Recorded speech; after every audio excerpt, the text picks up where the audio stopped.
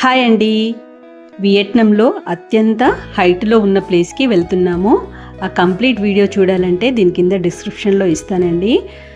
ఆ వీడియో చూడండి. అంత హైట్కి వెళ్ళాలనుకున్నప్పుడు ఇది కూడా హైట్లో ముందు ట్రైన్ జర్నీ చేయాలి. సాపా నుండి ట్రైన్ జర్నీ చేసిన తర్వాత మళ్ళీ కేబుల్ కార్ అనేది ఎక్కాలి. ఈ ట్రైన్ జర్నీ కూడా కేబుల్ లాగానే చాలా హైట్లో ఉంటుందండి.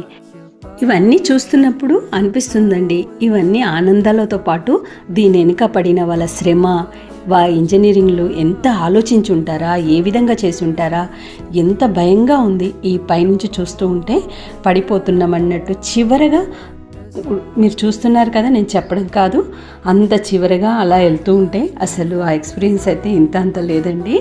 మీరు కూడా చూడండి. మీరందరూ చూస్తారని నేను ఈ షార్ట్ అనేది పెడుతున్నాను. వీడియో నచ్చితే కనుక తప్పకుండా ఒక లైక్ చేయండి. థ్యాంక్ యూ అండి.